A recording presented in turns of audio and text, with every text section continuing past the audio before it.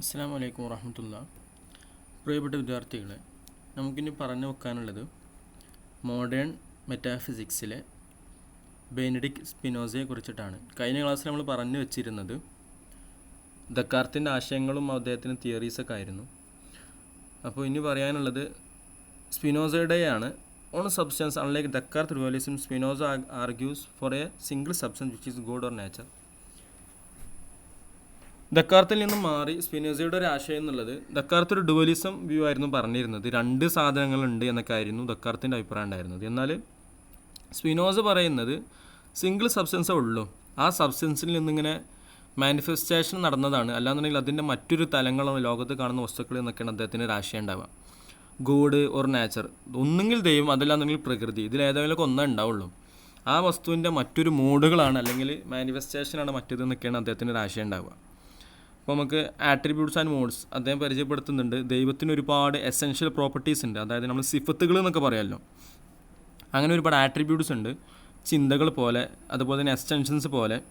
അപ്പോൾ ലോകത്തുള്ള എല്ലാ വസ്തുക്കളും ഈ തോട്ടിൻ്റെയോ അല്ലെങ്കിൽ എക്സ്റ്റൻഷൻ്റെയോ മറ്റൊരു മോഡാണ് അല്ലെങ്കിൽ മറ്റൊരു മോഡിഫിക്കേഷനാണ് എന്നാണ് അദ്ദേഹം പറയാം.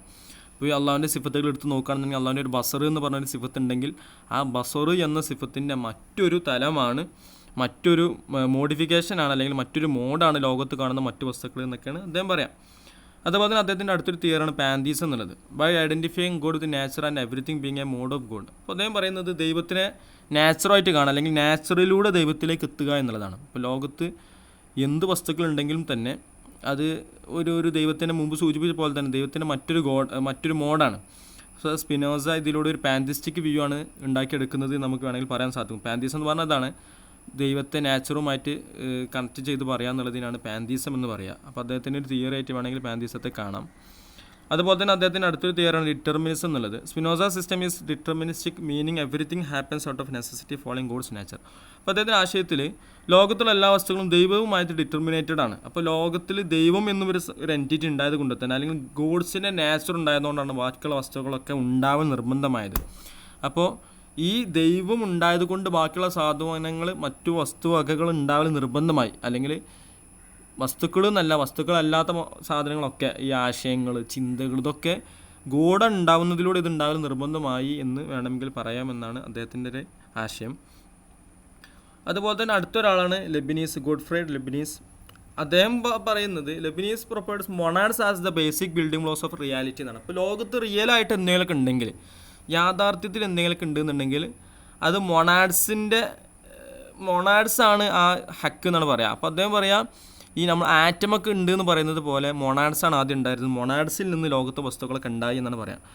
അപ്പോൾ ഫിസിക്കലായിട്ടുള്ള combine the ideas of physical atoms and mathematical points. അപ്പോൾ ഇത് അദ്ദേഹം പറയുന്നത് ഈ മൊണാഡ്സാണ് എല്ലാത്തിൻ്റെയും ബിൽഡിംഗ് ബ്ലോക്സ് എന്ന് അദ്ദേഹത്തിൻ്റെ ഒരു ആശയം വരാനുള്ള കാരണം അദ്ദേഹം ഇത് കമ്പൈൻ ചെയ്ത് പറയുന്നത് ഈ ഫിസിക്കൽ ആറ്റംസ് ഒക്കെ ഉണ്ടല്ലോ, നമ്മൾ വിശ്വാസത്തിലുള്ള ആറ്റംസ്, സയൻറ്റിഫിക്കലി പ്രൂവ് ആയിട്ടുള്ള ആറ്റംസ്, അതുപോലെ തന്നെ മാത്തമാറ്റിക്കൽ പോയിന്റ്സ്. നമ്മൾ പറയാമല്ലോ, ഇത്ര 9 ഇലക്ട്രോൺസ് ഉണ്ടെങ്കിൽ 10 ന്യൂട്രോൺസ് ഉണ്ടാവും, അതുപോലെ തന്നെ പ്രോട്ടോൺസ് ആയിരിക്കും ഇതിൻ്റെ മിക്സപ്പ് ആയിട്ട് ഉണ്ടാവുക എന്നൊക്കെ പറയുമല്ലോ.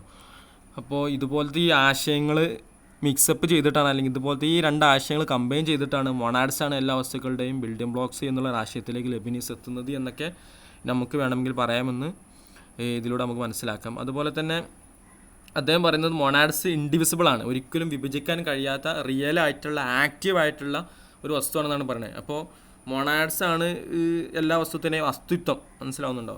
അപ്പോൾ ഈ ഒരിക്കലും വിഭജിക്കാൻ കഴിയാത്ത യാഥാർത്ഥ്യത്തിലുള്ള ആക്റ്റീവായ ഈ വസ്തുവാണ് എല്ലാ വസ്തുക്കളും ഉണ്ടാകാനുള്ളൊരു കാരണം എന്നാണ് അദ്ദേഹം പറയുന്നത്. അതുപോലെ തന്നെ അദ്ദേഹം consider everything from inanimate object to living beings and even God. അപ്പോൾ അദ്ദേഹത്തിൻ്റെ ഒരു ആശയപ്രകാരം ആനിമേറ്റ് എന്ന് പറഞ്ഞാൽ നമുക്കറിയാം ചലിക്കുക, ആനിമേഷൻ എന്നൊക്കെ നമ്മൾ പറയലുണ്ടല്ലോ. അപ്പോൾ ഈ ആനിമേഷൻ അല്ലാത്ത വസ്തുക്കളെ ആനിമേഷനിലേക്ക് എത്തിക്കുന്നൊരവസ്ഥ, അതായത് ലിവിങ് ബീങ്സ് ആക്കുന്ന അവസ്ഥയിലേക്ക് എത്തിക്കുന്നത് ഈ മൊണാഡ്സ് ആണെന്ന് അദ്ദേഹം പറയാം. അപ്പോൾ ഈ മൊണാഡ്സ് ആണ് ജീവനില്ലാത്ത വസ്തുക്കൾക്ക് ജീവൻ നൽകുന്നത്. എത്രത്തോളം എന്ന് വെച്ചാൽ ദൈവത്തിന് പോലും മൊണാഡ്സ് ഉണ്ടായത് കൊണ്ടാണ് ദൈവത്തിൻ്റെ ഹയാത്ത് ഉണ്ടായത് എന്നൊക്കെയാണ് അദ്ദേഹം പറയാം. അപ്പോൾ ഈ മൊണാഡ്സിനെ ദൈവത്തിൻ്റെ ഹയാത്ത് എന്ന് പറഞ്ഞൊരു സിഫത്ത് പോലെയൊക്കെ ആയിട്ടാണ് അദ്ദേഹം കാണുന്നത്, നമ്മളൊരാശയത്തുമായിട്ട് താരതമ്യപ്പെടുത്തി പറയുകയാണെങ്കിലേ. അതുപോലെ തന്നെ അടുത്ത ആളാണ് ജോൺ ലോക്കെ പറയുന്നത് അദ്ദേഹം ഒരു എംപിരിസിസ്റ്റാണ്. എംപിരിസിസ്റ്റ് എന്ന് പറഞ്ഞു കഴിഞ്ഞാൽ സെൻസ് എക്സ്പീരിയൻസിലൂടെ മാത്രമേ നമുക്ക് ലോകത്തുള്ള വസ്തുക്കളിലേക്ക് എത്താൻ കഴിയുന്നുള്ളൂ എന്ന് പറയുന്ന ഒരു ആശയത്തിനാണ് എംപിരിസിസ്റ്റ് എന്ന് പറയാം. അപ്പോൾ അദ്ദേഹം പറയുന്നത് ലോകത്തുള്ള എല്ലാ നോളേജും എല്ലാ വിവരങ്ങളും എക്സ്പീരിയൻസിലൂടെ മാത്രമേ ലഭിക്കുള്ളൂ. അല്ലാതെ ഇനാറ്റായ ഒരു ഐഡിയാസിലൂടെ ആശയങ്ങളിലൂടെ ഒരിക്കലും നമുക്ക് നോളജിലേക്ക് എത്താൻ കഴിയില്ല എന്നുള്ളതാണ് അദ്ദേഹത്തിൻ്റെ ഒരു ആശയം. അപ്പോൾ അദ്ദേഹം 3 കാര്യമാണ് അതിന് പ്രധാനമായി പറഞ്ഞത്. പ്രൈമറി ആയിട്ടുള്ള ഒരു നോളജ്, പിന്നെ സെക്കൻഡറി, പിന്നെ ഈ വസ്തുക്കളുടെ ഒബ്ജക്ട്സ്. അപ്പോൾ പ്രൈമറി പറഞ്ഞാൽ ഒബ്ജക്റ്റീവായിട്ടാണ് അദ്ദേഹം കാണുന്നത്, സെക്കൻഡറി പറഞ്ഞു കഴിഞ്ഞാൽ സബ്ജക്റ്റീവായിട്ട്. അപ്പോൾ ഈ 2 വസ്തുക്കളും അതുപോലെ തന്നെ ക്വാളിറ്റീസ് ഓഫ് ഒബ്ജക്ട്സ്, ഇത് രണ്ടും ഉണ്ടാകുമ്പോഴാണ് ഈ ഒരു ഒബ്ജക്റ്റിൻ്റെ ക്വാളിറ്റീസ് വരുന്നത് എന്നാണ് അദ്ദേഹം പറഞ്ഞത്. അപ്പോൾ ഒരു ഒബ്ജക്റ്റ് എടുക്കുകയാണെങ്കിൽ അതിന് പ്രൈമറി സോഴ്സ് ഉണ്ടാവും, സെക്കൻഡറി സോഴ്സ് ഉണ്ടാവും എന്നുള്ളൊരു ആശയമാണ് അദ്ദേഹത്തിനുള്ളത്. അതുപോലെ തന്നെ emphasizing empiricism Locke acknowledge substance like matter and mind believed in the existence of god as a pure spirit. അപ്പോൾ ഇദ്ദേഹം എംപിരിസിസ്റ്റാണ്. അതായത് നമുക്ക് പറഞ്ഞതുപോലെ തന്നെ ഈ സെൻസ് കൊണ്ട് കിട്ടുന്നത് മാത്രമേ നോളജ് ആകുള്ളൂ എന്ന് വളരെ ശക്തമായി വിശ്വസിക്കുന്ന ആളാണെങ്കിൽ കൂടി മാറ്റർ ഉണ്ട്, മൈൻഡ് ഉണ്ട് എന്നൊക്കെ വിശ്വസിക്കുന്ന ആളാണ്. അതുപോലെ തന്നെ ദൈവം എന്നുള്ളത് ഒരു പ്യുവർ സ്പിരിറ്റാണ് എന്നൊക്കെ വിശ്വസിക്കുന്ന ഒരാളാണ്. അപ്പോൾ പൊതുവേ ഈ എംപിരിസ്റ്റുകളുടെ സ്വഭാവം എന്ന് പറഞ്ഞു കഴിഞ്ഞാൽ ദൈവത്തിലുള്ള വിശ്വാസം, മൈൻഡ് മാറ്ററൊന്നും ഇല്ല എന്നാണ് അവർ പറയുക. കാരണം ഈ മൈൻഡിനെയും ഗോഡിനെയും ഒരിക്കലും നമുക്ക് സെൻസ് കൊണ്ട് എത്തിക്കാൻ കഴിയില്ലല്ലോ. എങ്കിൽ പോലും ഈ ജോൺ ലോക്ക് ദൈവത്തിൽ വിശ്വസിക്കുന്ന ഒരാളാണെന്നാണ് അദ്ദേഹത്തെ മറ്റുള്ള ഫിലോസഫേഴ്സിൽ നിന്ന് വേർതിരിച്ച് നിർത്തുന്നത് എന്ന് വേണമെങ്കിൽ നമുക്ക് പറയാൻ സാധിക്കും. അതുപോലെ തന്നെ അടുത്തൊരാൾ ജോർജ് ബേർക്കിളിയാണ്. അദ്ദേഹം ഈ പ്രൈമറി സോഴ്സും സെക്കൻഡറി സോഴ്സും ഒന്നും ഇല്ല എന്നാണ് അദ്ദേഹം പറയുക. അങ്ങനെ ഒരു ക്വാളിറ്റീസ് ഒന്നും ഇല്ല എന്നാണ് പറയാം. അപ്പോൾ Berkeley disagreed with Locke's distinction between primary and secondary qualities ആഗ്യം that all qualities are subjective and mind dependent. അപ്പോൾ അദ്ദേഹം പറയുന്നത് ലോകത്തുള്ള എല്ലാ ക്വാളിറ്റീസും സബ്ജക്റ്റീവ് ആണെങ്കിലും ശരി ഒബ്ജക്റ്റീവ് ആണെങ്കിലും ശരി അതൊക്കെ മൈൻഡ് ഡിപ്പെൻഡഡ് ആണെന്നുള്ളതാണ്. ആ ഒരു വസ്തുവിൻ്റെ അനുസരിച്ചായിരിക്കും ഇരിക്കുക. അപ്പോൾ അത് വേർതിരിച്ച് കാണേണ്ടതൊന്നും വേണ്ട.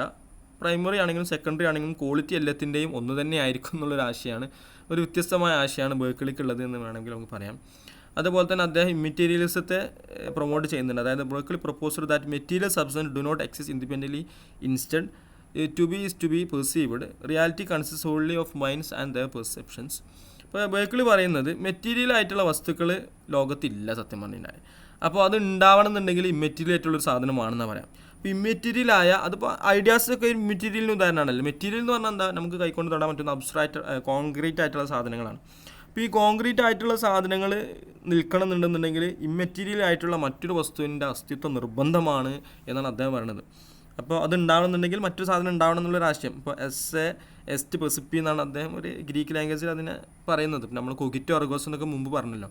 അതുപോലെ തന്നെ ഇമ്മെറ്റീരിയൽസത്തെ സൂചിപ്പിക്കുന്ന വാക്കാണ് എസ്റ്റ് പെസിപ്പി എന്നുള്ള വാക്ക്.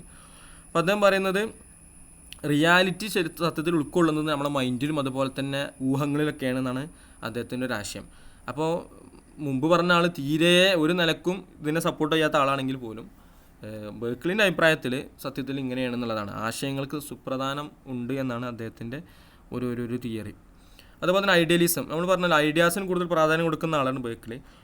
As a result of his arguments, Berkeley developed as a form of idealism, asserting that the world is fundamentally composed of minds and their ideas. അപ്പോൾ അദ്ദേഹം പറയുന്നത് സത്യം പറഞ്ഞാൽ ഈ വേൾഡ് എന്നുള്ളത് അദ്ദേഹത്തിൻ്റെ ആശയങ്ങൾ മുന്നോട്ട് പറയുകയാണെന്നുണ്ടെങ്കിൽ ഈ ലോകം എന്നുള്ളത് മൈൻഡിൻ്റെയും അതുപോലെ തന്നെ ഈ മൈൻഡിലൂടെ ഉണ്ടാകുന്ന ഐഡിയാസിൻ്റെയും കമ്പോസിഷനാണ്. അതിലൂടെയാണ് വേൾഡ് ഉണ്ടാകുന്നതെന്നാണ് അദ്ദേഹം പറയുന്നത്. അപ്പോൾ ഐഡിയാസും മൈൻഡൊക്കെ ഉണ്ടായതുകൊണ്ടാണ് വേൾഡ് ഉണ്ടാവണം, അല്ലാതെ മെറ്റീരിയൽ റിയാലിറ്റിക്ക് ഒരു പ്രാധാന്യവുമില്ല എന്നുള്ള ആശയത്തിലേക്കാണ് അദ്ദേഹം എത്തുന്നത്. അപ്പോൾ മെറ്റീരിയൽ ആയിട്ടുള്ളൊരു റിയാലിറ്റി ഒന്നും ഇല്ല. മെറ്റീരിയൽ വേൾഡിലുള്ള സാധനങ്ങളെക്കാൾ കൂടുതൽ പ്രാധാന്യം നൽകേണ്ട ഇത്തരത്തിലുള്ള ഐഡിയാസിനാണ് എന്നുള്ളതാണ് അദ്ദേഹത്തിൻ്റെ ഒരു ആശയം. അപ്പോൾ ഓക്കെ, ഇനി എന്തെങ്കിലും സംശയങ്ങളൊക്കെ ഉണ്ടെന്നുണ്ടെങ്കിൽ നിങ്ങൾ ചോദിക്കുക. ഇൻഷാ അല്ലാ നമുക്ക് കുറച്ച് ക്ലാസ് ഇങ്ങനെ പോകേണ്ട ഒരു നിർബന്ധിതരാവുകയാണ്. ഇനി സംശയങ്ങളൊക്കെ ഉണ്ടെന്നുണ്ടെങ്കിൽ ഉഷാറായിട്ട് ചോദിച്ചാൽ നമ്മൾ പറ്റുന്നതാണെന്നുണ്ടെങ്കിൽ നമ്മൾ പറഞ്ഞു തരും ഇൻഷാ അല്ലാ. എന്നായിക്കോട്ടെ, ഓക്കെ, അടുത്ത ക്ലാസ്സിൽ കാണാം. അസ്സലാമു അലൈക്കും വറഹ്മത്തുള്ളാഹി.